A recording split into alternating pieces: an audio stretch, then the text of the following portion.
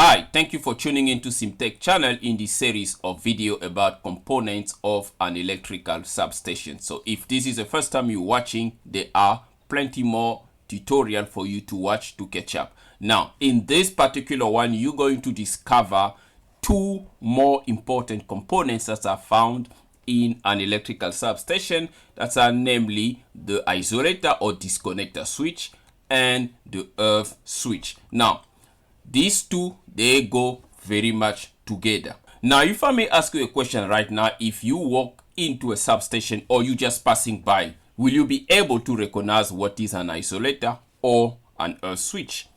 Well, for most of us, the answer will be no. So if that is the case, you are in the right place. Now, and as a power system engineer or a technician, you will understand that every single element in a substation is important to maintain reliability of your power system. Now, just to get our feet off the ground here, we're going to just give a very simple definition of what a disconnector switch is, right? Now, it's basically a switching device that is used to provide a safe isolation by de-energizing, right, an overhead line, a transformer, or a bus bar, right? So basically, if your bus bar is connected, is energized, there is a power coming from the transformer, this disconnector here is energizing the rest of the circuit. So by disconnecting it, you are de-energizing, right? You are isolating, providing isolation. That's basically the simplest definition that is, right?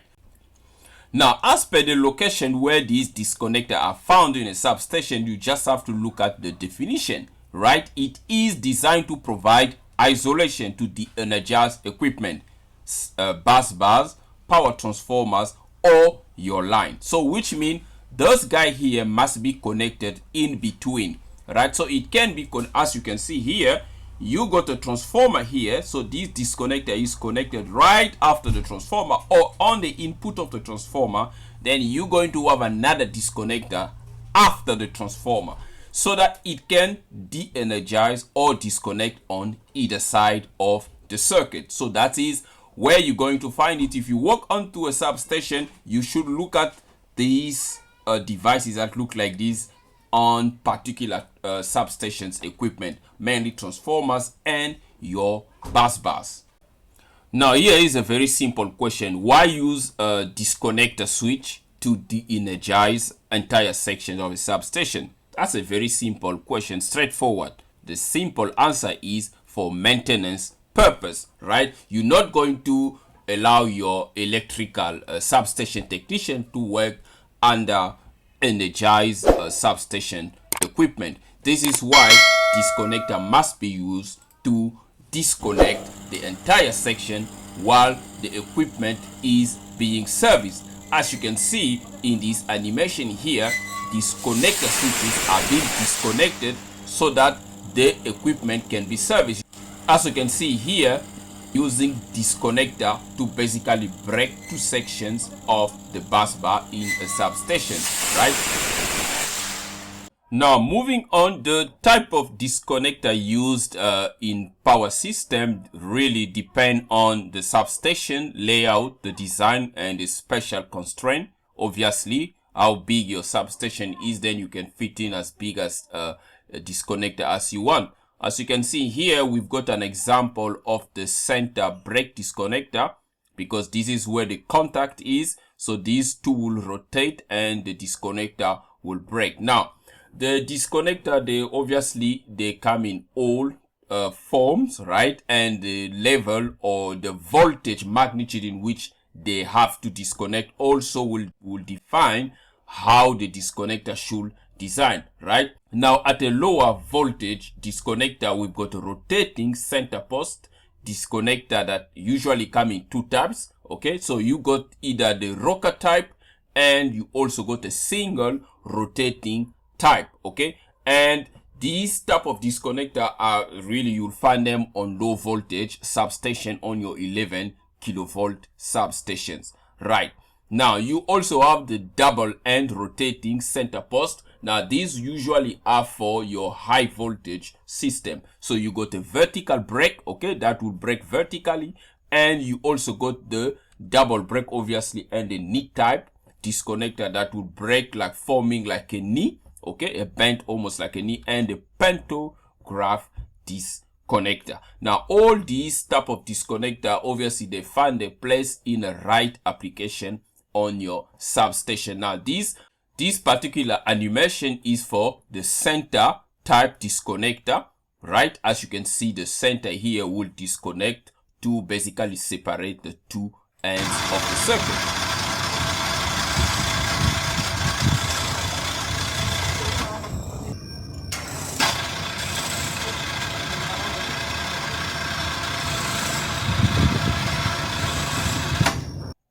Now, another important fact about disconnector is some of them are usually interlocked with associated circuit breakers. So that basically means it will be locked together with a circuit breaker. So that is to avoid an attempt being made to basically interrupt the load current as you are trying to disconnect a section of the circuit. Now, having said that, it's important to note that disconnectors, they are not made to break fault currents, right? That's a work of circuit breaker, okay?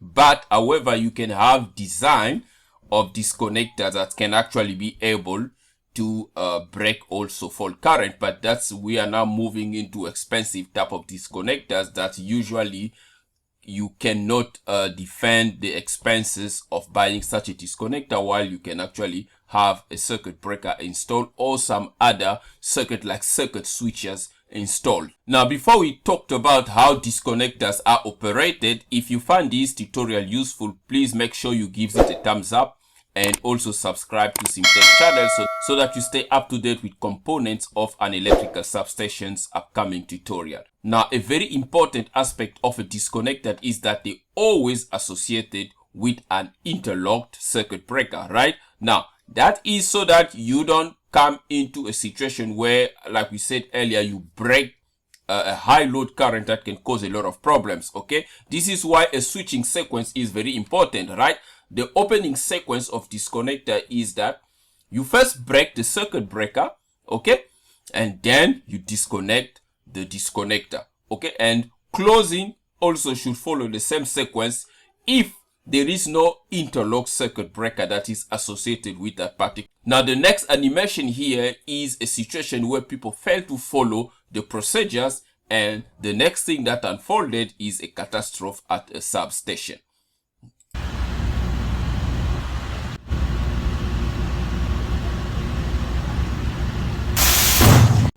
Right, as you can see there, that explosion is a result of not following the correct opening sequence of a disconnector.